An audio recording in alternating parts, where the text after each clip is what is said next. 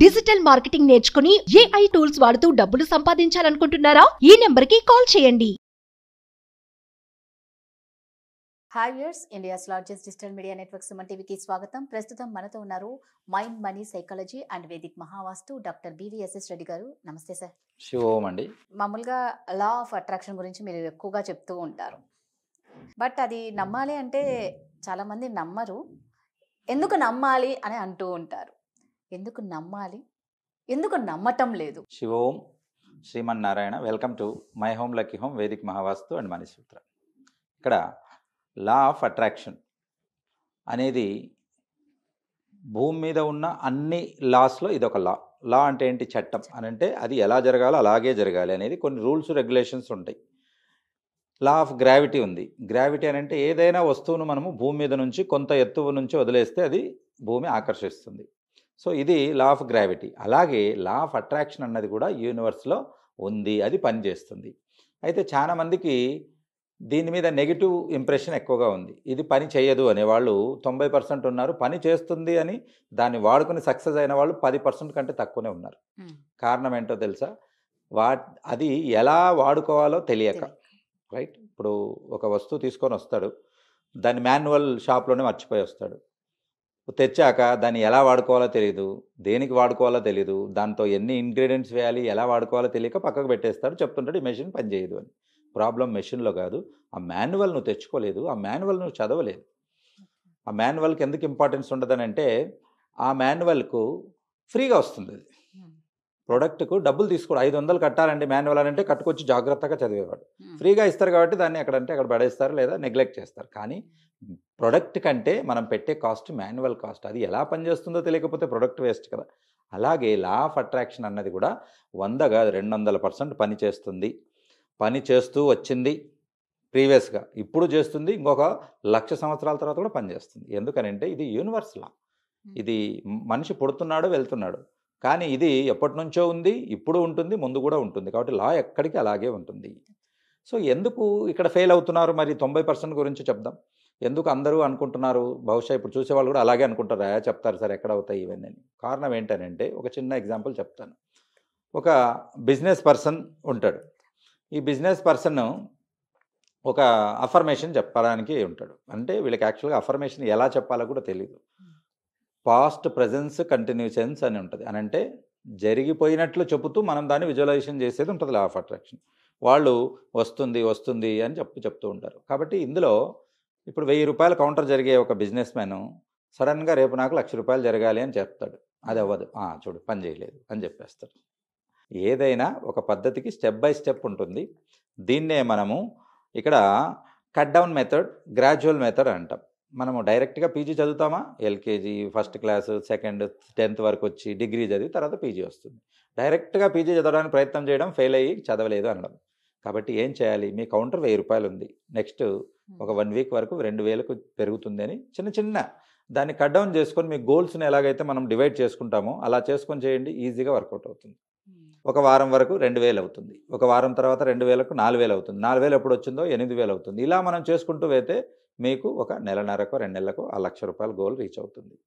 ఇది మేనిఫెస్టేషన్ అన్నట్టు. దీంతో పాటుగా ప్రాక్టికల్గా కూడా మనం చూసుకోవాలి. మీ దగ్గర సరుకులు ఉన్నవే 1000 రూపాయల సరుకులు పెట్టుకొని 1,00,000 సేల్ చేయాలని కూడా మీరు అనుకోలేరు.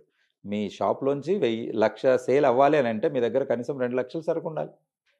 రైట్. ఎందుకంటే కస్టమర్ వచ్చాక ఈ ప్రోడక్ట్ ఇవ్వాలి అని అంటే నీ దగ్గర ఉండాలి కదా. కాబట్టి ఎప్పుడైనా క్యాల్కులేషన్తోనే లా ఆఫ్ అట్రాక్షన్ పనిచేస్తుంది, లాజిక్తోనే పనిచేస్తుంది, ఇల్లాజికల్గా పనిచేయదు. కాబట్టి కంపల్సరిగా దీనికి కూడా కొన్ని రూల్స్ ఉన్నాయి, కొన్ని రెగ్యులేషన్స్ ఉన్నాయి, కొన్ని లాజిక్స్ ఉన్నాయి అన్నట్టు. ఫర్ ఎగ్జాంపుల్ మరి మీరు చెప్తున్నారు కదా మీకు పనిచేసిందా ఈ లా ఆఫ్ అట్రాక్షన్? చాలామంది చెప్తుంటారు. లా ఆఫ్ అట్రాక్షన్ గురించి డిస్కస్ చేయబట్టి కేవలం 20-25 ఇయర్స్ నుంచి జరుగుతుంది. NLP అనే ప్రోగ్రామ్ ద్వారా అన్ని తీసుకొని వచ్చారు. కానీ ఇది తెలియకముందు కొన్ని వేల సంవత్సరాల నుంచే మనకు యద్భావం తద్భవతి అని భగవద్గీతలో చెప్పి ఉన్నారు. మీరు ఏది అనుకుంటారో అది జరుగుతుంది.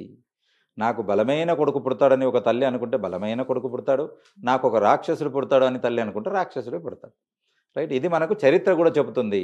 అంతెందుకు, ఉదాహరణ మిమ్మల్ని నాకు జరిగిందని అంటున్నారు కదా, నాకు 6 సంవత్సరాలప్పుడే అని అంటే అప్పుడు స్టడీస్ మొదలు పెట్టేటప్పుడే డాక్టర్ డెఫినేషన్ తెలీదు, డాక్టర్ స్పెల్లింగ్ తెలియదు, డాక్టర్ అంటే ఏమీ తెలియదు. అప్పుడే మా నాన్న ఇన్ని డాక్టర్ చేయాలి, నా చిన్న కొడుకుని నేను డాక్టర్ చేస్తున్నాను అని అనగానే అప్పుడే మైండ్లో ఫిక్స్ అయిపోయా, ఎస్ నేను డాక్టర్ అయిపోయా.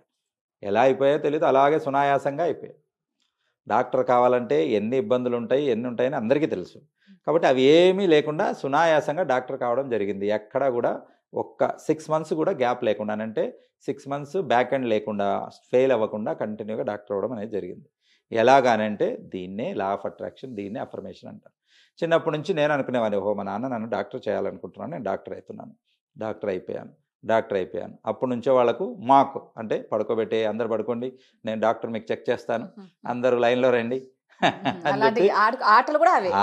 అది అంటే మనలో నరాన ఆ విషయాన్ని జీర్ణించుకుంటే ఇంకా యూనివర్స్ ఏం చేస్తుంది, చేయడం తప్ప. అంటే కాబట్టి- మనలోనే ఉంది, మనం ఏది Yes. అనుకుంటే అదే జరుగుతుంది. అది Yes, పాజిటివ్ అయినా yes. నెగిటివ్ అయినా అంటే అదే యూనివర్స్. మనం ఏమనుకుంటాము, ఇలా చేతులు చాచి ఎవరో తెచ్చి ఇవ్వాలి, ఎవరో తెచ్చి కాదు, నీ దగ్గర ఉంటుంది. దాన్ని మనసులో ఉన్నటువంటి బలమైన నిర్ణయాన్ని సబ్కాన్షియస్ మైండ్కి ఇస్తే, మైండ్ నుంచి యూనివర్స్కి కనెక్ట్ అయ్యి అది మీ చేతిలో ఒక ఫలంగా, ఒక ఫ్రూట్ఫుల్గా, ఒక విజయవంతమైన రిజల్ట్గా మీ చేతిలో పెడుతుంది. సో దానికి ప్రత్యక్ష ఉదాహరణ నేనే మీ ముందు ఉన్నాను. కానీ అంటే మామూలుగా అంటున్నానండి, కొంతమంది ఎలా ఉంటారంటే మేము ఏది అనుకుంటే అది నెగిటివ్ అయిపోతుంది, ఏది పాజిటివ్ అంటే ఏదో ఇది నేను సాధిస్తా అని అనుకుంటూ చేసేవాళ్ళు ఉన్నారు. బట్ అక్కడ వాళ్ళు ఫెయిల్యూర్ చూస్తూ ఉంటారు. అందుకు వాళ్ళకి అక్కడ పాజిటివ్ అనుకుంటే నెగిటివ్ జరుగుతుంది కాబట్టి ఇది జరగదు అని అనుకుంటేనే మాకు జరుగుతుంది అనే వాళ్ళు కూడా ఉంటారు. వీళ్ళకి ఏంటంటే ఇక్కడ ఏంటంటే ఫస్ట్ వీళ్ళకి ఫెయిల్యూర్ భయం ఎక్కువగా ఉంటుంది. నేను 90% ఎందుకు సక్సెస్ కాలేకపోతారని చెప్పాను కదా, ఈ 90% కోటాలోకి వస్తారు వీళ్ళు. ఏంటనంటే ఇప్పుడు ₹1,00,000 కావాలి, ఎలా వస్తుంది 1,00,000? మన షాప్ ఇంత చిన్నగా అయితే రోజు 10 మంది వస్తున్నారు, వాళ్ళు తలా 100 తీసుకుంటే 1000 వస్తుంది. 1,00,000 కావాలంటే 100 మంది రావాలి కదా, ఎలా వస్తారు అని ముందు మనమే క్వశ్చన్ వేసుకుంటాం. అది నీ పని కాదు, నువ్వు పాస్ ఆన్ చేయాలి. ఎంతవరకు అయితే ఎలా అని నువ్వు క్వశ్చన్ మార్క్ పెట్టుకుంటావో అప్పటికి ఎప్పుడు నీ వర్క్ జరగదు. మీకు ఒక చిన్న ఇమేజ్ చూపిస్తాను. ఇది ఇప్పుడు మీరు చూస్తున్నది క్వశ్చన్ మార్క్. ఈ క్వశ్చన్ మార్క్ ప్రతి ఒక్కరికి మైండ్లో ఉంటుంది, ఎలా జరుగుతుంది రైట్. పడుకున్నప్పుడు కూడా రేపు సూర్యుడు ఉదయిస్తాడా లేదా, అది కూడా క్వశ్చన్ మార్కే. కాబట్టి ఆ క్వశ్చన్ మార్క్ కాస్త ఏమవుతుంది, నెక్స్ట్ క్వశ్చన్ మార్క్ వచ్చేసరికి కింద ఉన్న డాట్స్ 3 నామాల మాదిరి మారిపోయాయి. దాని తర్వాత చూస్తే ఈ క్వశ్చన్ మార్క్ ఆఫ్ ఉన్నది ఫుల్ అయిపోయింది, తర్వాత దాంట్లో బల్బు వెలిగింది. సో దీన్ని బట్టి ఏమర్థమవుతుంది, మీ యొక్క క్వశ్చన్ నుంచే మీకు ఆన్సర్ దొరుకుతుంది, ఐడియా అన్నట్టు. కాబట్టి ఒక ఐడియా ఒక జీవితాన్నే మార్చేస్తుంది. కాబట్టి మీ నెగిటివ్ థాట్స్ని మీరు తీసి పక్కకు పెట్టి, మనకు భగవద్గీతలో శ్రీకృష్ణుల వారు ఏం చెప్పారు, నువ్వు పని చేయి, రిజల్ట్ నాకు వదిలే, రిజల్ట్ని బట్టి పని చేయొద్దు, పని చేసి రిజల్ట్ పక్కకు పెట్టు. అప్పుడు నువ్వు కర్మ సిద్ధాంతం అని అంటే పనిలో పూర్తిగా నిబద్ధత పెట్టి నువ్వు చేస్తే నీకు రిజల్ట్ అదే వస్తుంది. నేను ఇచ్చేది ఏంది ఆటోమేటిక్గా వస్తుంది. చాలా మంది ఉన్నారు, కొంతమంది అసలు దేవుణ్ణి నమ్మరు.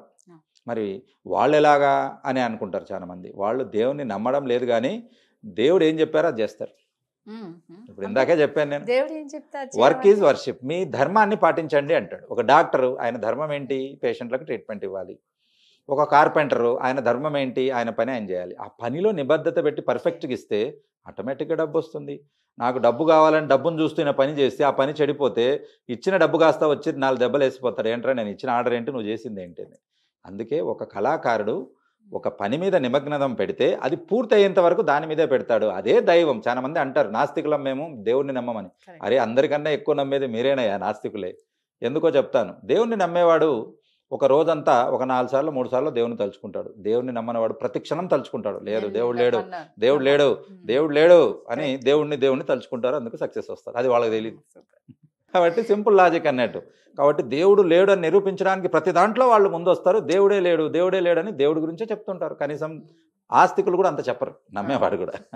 సో ఇక్కడ ఫెయిల్ అవ్వడానికి కారణం నేను ఇది చెప్పాను. క్వశ్చన్ మార్క్ తీసేసేయండి. క్వశ్చన్ మార్క్ను మీరు సక్సెస్గా మార్చుకోవడానికే మనకి ఇక్కడ మనోవాంఛిత సంకల్ప క్రియ అని మనం పెట్టడం జరిగింది క్లాసెస్లో.